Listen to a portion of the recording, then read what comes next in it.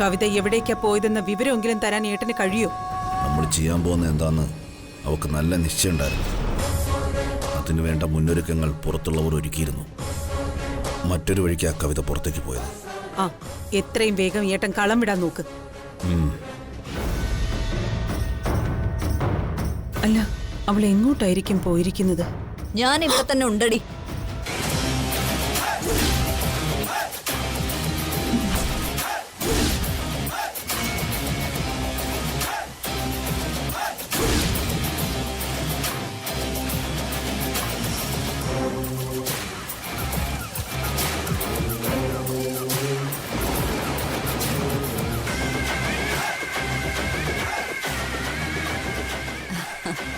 നീയല്ലേ എന്നെ അന്വേഷിച്ച് 4 പാടും ആളെ അയച്ചത്. അപ്പൊ പിന്നെ നിന്റെ മുന്നിൽ വരാതെ എനിക്ക് ഒളിച്ചിരിക്കാൻ കഴിയോ? നിനക്ക് ചെയ്യാൻ കഴിയുന്നത് എന്താണെന്ന് വെച്ചാൽ നീ ചെയ്യ. ഇത് നിനക്ക് തരുന്ന ആദ്യത്തെയും അവസാനത്തെയും ചാൻസാ. പേടി തോന്നുന്നുണ്ടല്ലേ നിനക്ക്? നിന്റെ കണ്ണുകളിൽ ഞാനത് കാണുന്നുണ്ട്. നിന്നെ പേടിക്കാൻ മാത്രം എന്തടി ഉള്ളത്? നീ കൊന്നു ചോര കുടിച്ചവരെല്ലാം നിന്റെ ബന്ധുക്കളാ. പിന്നെയുള്ളത് സ്വത്തിന് വേണ്ടി ആർത്തി പിടിച്ചുള്ള നിന്റെ ഓട്ടവും. അതിലന്ധയായി പോയവളാ നീ. ദക്ഷയ്ക്ക് മുൻപിൽ നീ ഒരു പ്രതിയോഗിയല്ല. നിന്നെ ഞാനും ഒരു പ്രതിയോഗിയായിട്ട് കാണുന്നില്ലടി. നിന്റെ ജീവനും എനിക്ക് വേണ്ട. നിനക്ക് ഞാൻ തരാൻ പോകുന്ന വിധി ഇനിയുള്ള ജന്മം നീ കരഞ്ഞു തീർക്കാനാവും.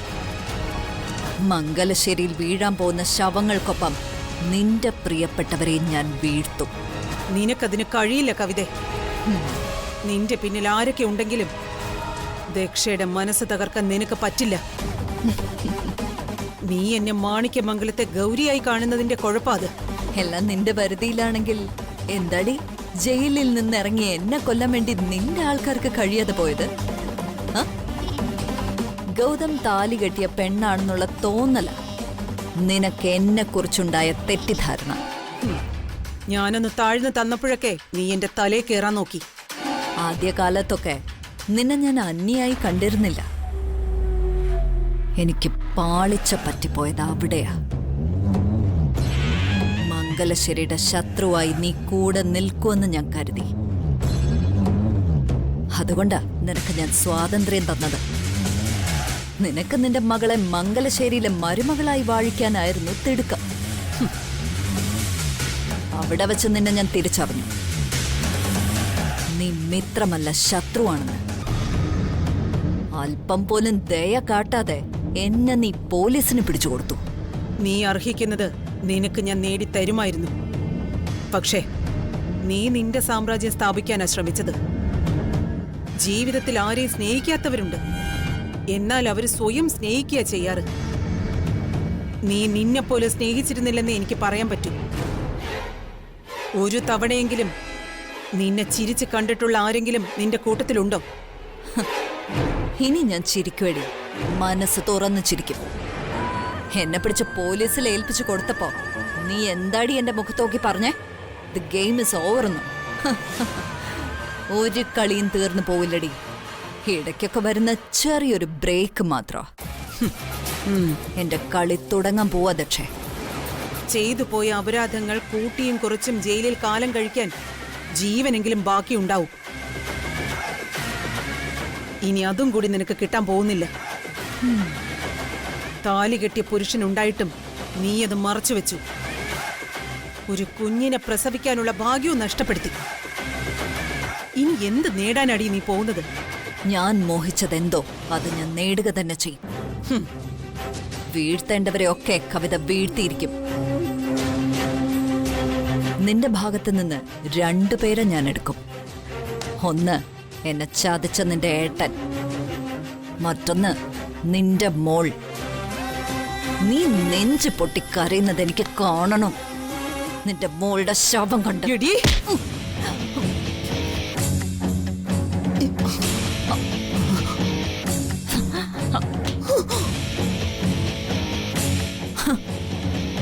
പേടിച്ചു പോയല്ലേ? നീ ദിവസങ്ങൾ എന്നെ കാത്തിരുന്നോ? ഇത് നമ്മൾ തമ്മിലുള്ള അവസാനത്തെ കൂടിക്കാഴ്ചയായിരിക്കും.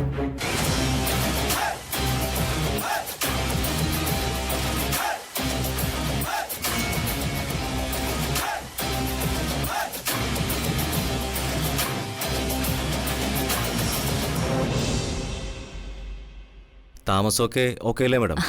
കൊച്ചിടക്കാടൻ ഇത്രയും സൗകര്യം ഒരുക്കി തരുമെന്ന് ഞാൻ കരുതിയതല്ല. മുംബൈയിൽ നിന്ന് അലക്സാണ്ടർ ഗ്രിഗോറിയസ് വിളിച്ചു പറഞ്ഞാൽ എനിക്കെന്തെങ്കിലും കുറവ് വരുത്താൻ കഴിയൂ? Coffee or tea? ഒന്നും വേണ്ട. എന്താ മാഡത്തിന്റെ അടുത്ത നീക്കമെന്നറിഞ്ഞാൽ എനിക്കതനുസരിച്ച് കരുക്കൾ നീക്കാമായിരുന്നു. കൊച്ചിടക്കാടനോട് ഞാൻ പറഞ്ഞല്ലേ, എന്റെ പ്രഥമ ലക്ഷ്യം സഞ്ജു സ്വാതിയോ. മംഗലശ്ശേരി ഗ്രൂപ്പിന്റെ ഷെയറുകൾ കുതിച്ചു കയറുകയാണ്. 4 പ്രോജക്റ്റുകളാണ് അവർ അടുത്ത മാസം സ്റ്റാർട്ട് ചെയ്യാൻ പോകുന്നത്. അതിലൊന്ന് പ്രമുഖ വ്യവസായിയുടെ 5 സ്റ്റാർ ഹോസ്പിറ്റലാണ്. തകർക്കാൻ കഴിയാത്ത ഉയരത്തിലേക്കാണ് കമ്പനിയുടെ പോക്ക്. തടയിടണം വക്കീലെ. ആളും അർത്ഥവും കൊണ്ടൊന്നും എനിക്കൊന്നും ചെയ്യാനാവില്ല. ഇറങ്ങി കളിക്കാനും കഴിയില്ല. ഒരുപാട് ഉപാധികളോടെയാണ് ജാമ്യമെന്ന് വക്കീലിനറിയാലോ. ജാമ്യം പിൻവലിക്കാൻ എളുപ്പമാ. മാഡത്തോട് മംഗലശ്ശേരിയിൽ പോലും പോകരുതെന്ന് പറഞ്ഞത് അതുകൊണ്ടാ. അറിയാലോ, ഒരു സിറ്റിങ്ങിന് 4 ലക്ഷം വാങ്ങുന്ന അഡ്വക്കേറ്റിനെ വെച്ചാ ഗ്രിഗോറിയസ് മാഡത്തിനെ ജാമ്യത്തിലിറക്കിയത്. പിന്നിൽ നിന്നുള്ള കളി തന്നെ എന്റേത്. മംഗലശ്ശേരിയെ ചീട്ട് കൊട്ടാരം പോലെ വീഴ്ത്താൻ കൂടുതലൊന്നും വേണ്ട കൊച്ചിടക്കട. പൂ പറിക്കുന്ന ലാഘവത്തിൽ 2 ജീവനുകൾ എടുത്താൽ മാത്രം മതി. എനിക്ക് വേണ്ടത് സഞ്ജുവിന്റെയും സ്വാതിയുടെയും ജീവനുകളാ. വേണ്ടത് എന്താണെന്ന് വെച്ചാ കൊച്ചിടക്കടൻ പ്ലാൻ ചെയ്യണം. അത് ഞാൻ ഏറ്റു. ദക്ഷ മാഡത്തിന് പ്രതിബന്ധമായി ഉണ്ടാവാൻ സാധ്യത ഞാൻ കാണുന്നുണ്ട്. അവളെ ഞാൻ വീഴ്ത്താൻ പോകുന്നത് മകളെ വച്ച. മകൾക്ക് എന്തെങ്കിലും സംഭവിച്ചാൽ പിന്നെ ദക്ഷയില്ല. അത് കൊച്ചിടക്കാടനെ എനിക്ക് വിട്ടേക്കെ. ഇതൊക്കെ പറയുമ്പോഴും പിന്നിലാണെങ്കിലും മുന്നിൽ തന്നെ ഒരാളുണ്ട്. കാഴ്ചയിലൊരു പാവം പെണ്ണ്. ലച്ചു അല്ലേ? എനിക്കറിയാതെ. കമ്പനിക്കെതിരെ ദക്ഷ നടത്തിയ ശ്രമങ്ങൾ തകർത്തതവളാ. ഒരു ഭാര്യയുടെ ഭാഗ്യവും മറ്റേ ഭാര്യയുടെ പ്രണയവും. സഞ്ജു പിടിച്ചു നിൽക്കുന്നത് അതിലാണ്. മാഡം, കളി തുടങ്ങേണ്ടത് ലച്ചുവിൽ നിന്നാ വേണ്ടത്. വക്കീല് പറഞ്ഞത് സത്യമാ. തുടങ്ങേണ്ടത് ആ പെണ്ണിൽ നിന്ന് തന്നെയാ. ഞാനത് ഉറപ്പിച്ചു. പരിമിതമായ സമയം മാത്രമേ എനിക്കുള്ളൂ. മംഗലശ്ശേരി തകർത്ത് തരിപ്പണമാക്കി ഞാൻ പോയാൽ മടങ്ങി വരുന്നത് ഞാൻ മാത്രമായ മംഗലശ്ശേരിയിലേക്കായിരിക്കും. പുറത്തുനിന്ന് എന്ത് സഹായം ചെയ്തു തരാനും കൊച്ചിടക്കാടനുണ്ടാവും. ചിലരെയൊക്കെ ഞെട്ടിച്ചുകൊണ്ട് എനിക്കൊരു എൻട്രി ഉണ്ട്.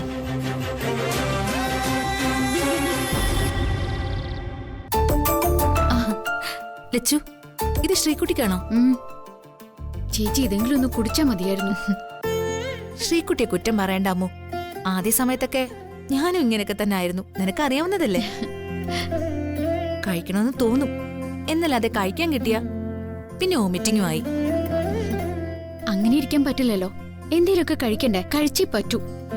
ഈ ചെറിയ വായിലെ വലിയ വർത്താനം പറയുന്ന ആളിന്റെ അവസ്ഥ കണ്ടറിയാൻ പോകുന്നതേ ഉള്ളൂ.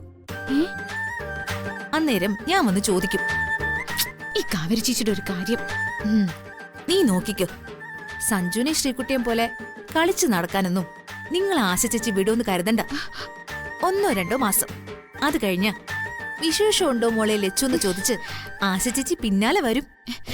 ഇനി ഞാനിവിടെ നിന്നാ ശരിയാവില്ല.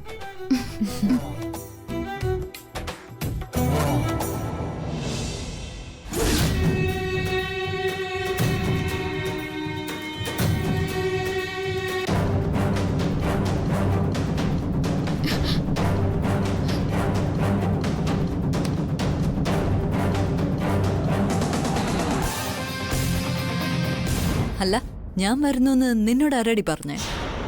അല്ല, കൃത്യമായിട്ട് ജ്യൂസുമായിട്ട് വന്നുകൊണ്ട് ചോദിച്ചതാ.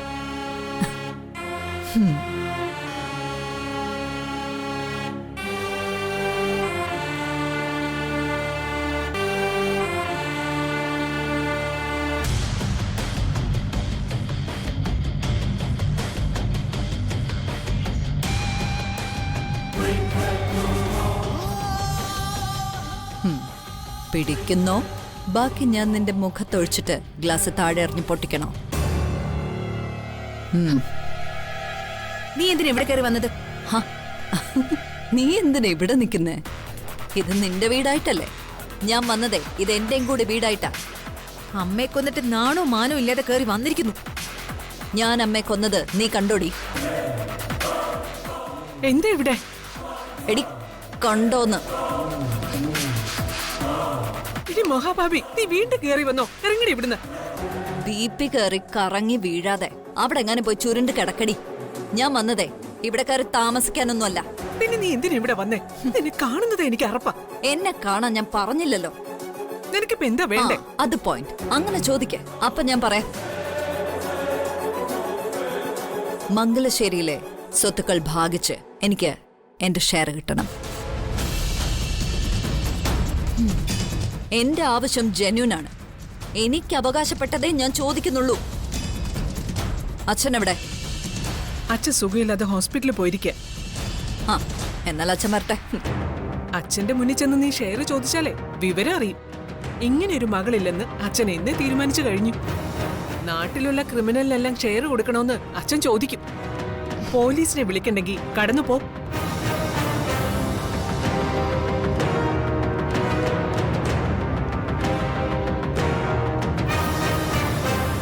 ഈ സ്ത്രീ വീണ്ടും വന്നോ? ദാ, എന്നെ വിലക്കാൻ നീ ആരാ? ഞാൻ ആരാണോ? നിങ്ങളുടെ തൊലിക്കട്ടിയ പാരം തന്നെ. ഞങ്ങള് കരുതിയത് പശ്ചാത്തപിച്ച് നിങ്ങൾ ജീവൻ എടുക്കുമെന്ന്. അതിന് നീ കാത്തിരിക്കൊന്നും വേണ്ടടി. എനിക്ക് മുൻപേ പോകുന്നത് നീ ആയിരിക്കും. ഇറങ്ങി പോവാനാ നിങ്ങളോട് പറഞ്ഞത്. ഹാ, സഞ്ജു വേണ്ട. കവിത വന്നതേ ഷെയർ ചോദിച്ച. ഷെയർ പോലും മരണത്തിന്റെ ഷെയർ ആവും. ഈ സ്ത്രീയുടെ ജാമ്യം പിൻവലിച്ച് ജയിലിൽ അടയ്ക്കാനാ സഞ്ജു ഇനി നമ്മൾ ശ്രമിക്കേണ്ടത്. ഇവരിങ്ങനെ ഒഴിച്ചുവിടാൻ പാടില്ല. എന്റെ കൺമുമ്പിൽ നിന്ന് പോകുന്നുണ്ടോ? ഇനി ഇതും പറഞ്ഞ് നിങ്ങൾ ഈ വീടിന്റെ പടി കയറരുത്. നിങ്ങൾക്ക് ഇവിടെ ഒരവകാശമില്ല. എന്റെ ഷെയർ എനിക്ക് വാങ്ങാൻ പറ്റുമോന്ന് ഞാനൊന്ന് നോക്കട്ടെ.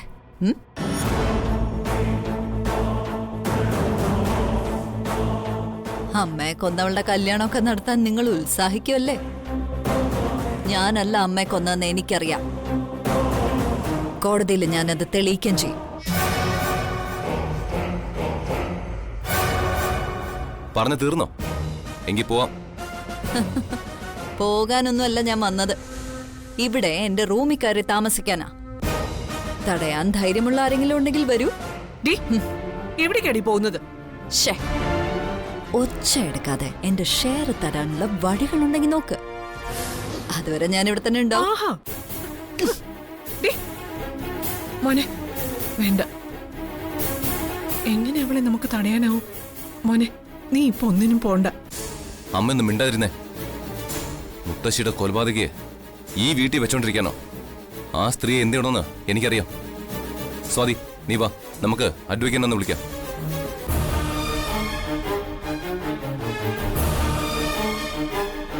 ഈശ്വര, ഇനി ഇവിടെ എന്തൊക്കെ അനർത്ഥങ്ങളാണോ നടക്കാൻ പോകുന്നത്? എല്ലാരും സൂക്ഷിച്ചോണേ.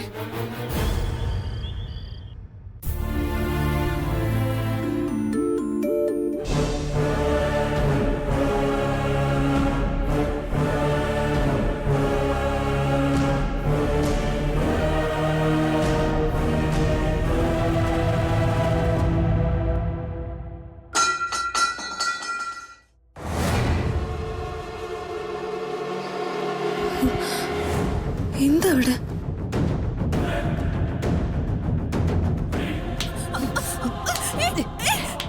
ഞാനോടി എന്റെ അമ്മയുടെ വിധിയാ നിനക്ക് ഞാൻ കുറിച്ചിരിക്കുന്നു. അയ്യോ ചേച്ചി, വിട്, വിട്, വിടാനാ പറഞ്ഞേ. നിന്നോട് വിടാനല്ലേ പറഞ്ഞു. മാറ്. എന്താ എന്താ ഇവിടെ മാറവിടെ മാറിക്ക.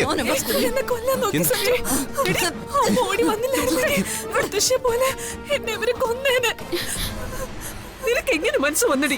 കൊല്ലും ഞാൻ, എല്ലാവരെയും കൊല്ലും. കൊല്ലടി. നിങ്ങളെ ഇന്ന് ഞാൻ മോനെ വേണ്ട. എന്താടാ തല്ലുന്നില്ലേ? ഇനി നിങ്ങൾ ഈ വീടിന്റെ പടി കയറിയ നിങ്ങളെ ഞാൻ കൊല്ലും. നിങ്ങൾ എന്റെ അച്ഛനെ കൊന്നു, മുത്തശ്ശിയെ കൊന്നു. ഇനി നിങ്ങൾക്ക് എന്റെ ഭാര്യയും കുഞ്ഞിനെയും കൂടി കൊല്ലണോ? കൊല്ലും ഞാൻ. എല്ലാത്തിനും ഞാൻ കൊല്ലും. നിന്റെ കുഞ്ഞിനെ ഞാൻ കൊല്ലും. ഈ വീടിന്റെ അടിത്തറ ഞാൻ ഇളക്കും. നടന്ന് പോപ്പിച്ചേ. ഇപ്പൊ ഈ രാത്രി ഇവിടെ നിന്ന് ഇറങ്ങിക്കണം. ഇപ്പൊ ഞാൻ പോകും. നീ കരുതിരുന്നോടി. പൊടി. മോളെ, നിനക്ക് എന്തെങ്കിലും പറ്റിയോ? അയ്യോ. വാ. ചെല്ലു മോളെ. എന്റെ ഈശ്വര.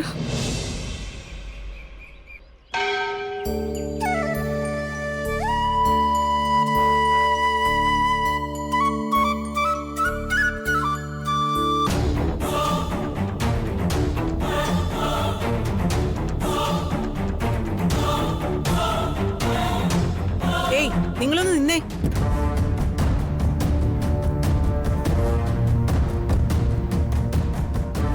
ഗോവിന്ദിന്റെ അമ്മയല്ലേ?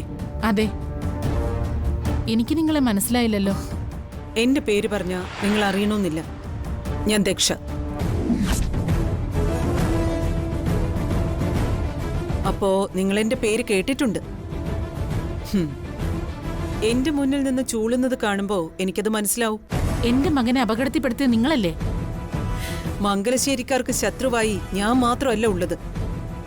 അതുകൊണ്ട് നിങ്ങളുടെ ഈ ചോദ്യത്തിന് എന്ത് പ്രസക്തിയാ ഉള്ളത്? മംഗലശ്ശേരിയിലുള്ള ഓരോ ആളുകളും ഏത് നിമിഷവും കൊല്ലപ്പെടാം.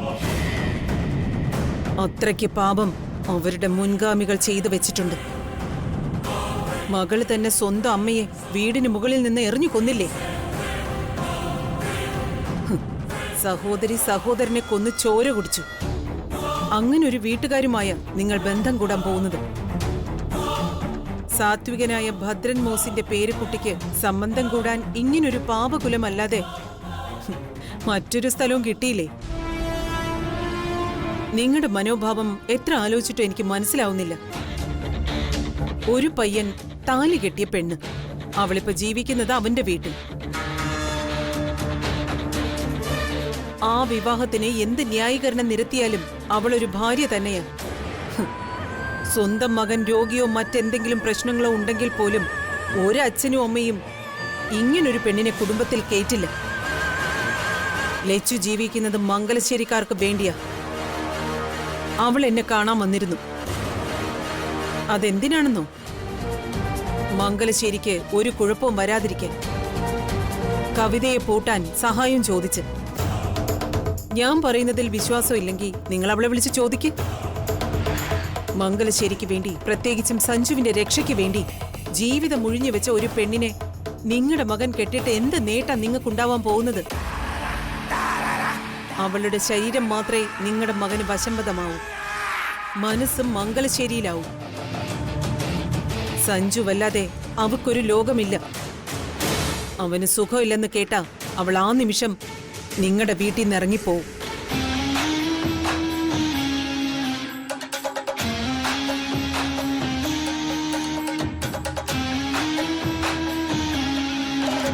ഞാൻ പറഞ്ഞത് ലംഘിക്കാൻ നിങ്ങൾക്ക് കഴിയൂ? സത്യത്തിൽ നിങ്ങൾ ഉൾപ്പെടെയുള്ളവർ ഈ വിവാഹത്തിന് അവളെ നിർബന്ധിച്ചതല്ലേ? എല്ലാവരും ചേർന്ന് അടിച്ചേൽപ്പിച്ച ബന്ധമല്ലേ നടക്കാൻ പോകുന്നത്? നിങ്ങളുടെ മകനെ അവൾ ആഗ്രഹിച്ചിട്ടില്ല. അവനെ എല്ലാ തരത്തിലും ഒഴിവാക്കാൻ അവൾ ശ്രമിച്ചത്. നിങ്ങൾക്കറിയോ, വിവാഹ നിശ്ചയം പോലും മുടക്കിയത് ലച്ചുവ. അവിടെ ജോലിക്ക് നിന്ന പെണ്ണിനെ കൊണ്ട അവള് നിശ്ചയം മുടക്കാൻ വിവാഹമോതിരം സമയത്ത് മാറ്റിയത്. ആ പെണ്ണിനെ അന്വേഷിച്ച് ഞാൻ കണ്ടുപിടിച്ചപ്പോഴാ അവള് വിവരങ്ങൾ എന്നോട് പറഞ്ഞത്. ഒടുവില് ലച്ചു തന്നെ അവളെ കുറ്റക്കാരിയാക്കി. ഞാനിതൊന്നും അറിഞ്ഞ കാര്യമല്ല. നിങ്ങളൊരു കാര്യം മനസ്സിലാക്കണം. ലച്ചുവിനോട് എനിക്കൊരു ദേഷ്യവുമില്ല. മംഗലശ്ശേരിക്കാര് കാരണം മനോരോഗിയായ എന്റെ അമ്മയെ ഞാൻ അന്വേഷിച്ച് നടക്കാത്ത സ്ഥലമില്ല. അമ്മയെ കണ്ടെത്തി തന്നത് ലച്ചുവാ. അവൾക്ക് ഈ ജന്മം ഒരു പുരുഷന്റെ കൂടെ ജീവിക്കാനാവില്ല. അവളുടെ പുരുഷൻ സഞ്ജുവാ. അവന്റെ ഭാര്യയായി അവന്റെ കുഞ്ഞുങ്ങളെ പ്രസവിച്ച് ജീവിക്കാനല്ല അവൾ ആഗ്രഹിക്കുന്നത്. ദാമ്പത്യ ജീവിതവും അവൾക്ക് വേണ്ട. മറിച്ച് മനസ്സിൽ സഞ്ജുവിനെ പ്രതിഷ്ഠിച്ച് ഭർത്തൃപൂജ നടത്തുക അവള്. രാവണൻ സീതയെ കട്ടെടുത്തോണ്ട് പോയതുപോലെ ഇരിക്കും നിങ്ങളുടെ മകൻ അവളെ ഭാര്യയാക്കി വെച്ച. സൗന്ദര്യം കണ്ടുള്ള അവന്റെ ആവേശമൊക്കെ 6 മാസത്തിനപ്പുറം പോവില്ല. ലച്ചുവിനെ അറിയുന്ന ദക്ഷയായി പറയുന്നത്. നിങ്ങൾ ആ പെണ്ണിനെ അവളുടെ വഴിക്ക് വിട്ടേക്ക്. നിങ്ങളുടെ മകന്റെ ആയുസിനും അതാ നല്ലത്. ആ, ഞാനീ പറഞ്ഞത് നിങ്ങൾ അവളോട് സംസാരിച്ചു നോക്ക്. ഞാൻ വെൽവിഷറാണോ അല്ലയോ എന്ന് നിങ്ങൾക്ക് ബോധ്യമാവും.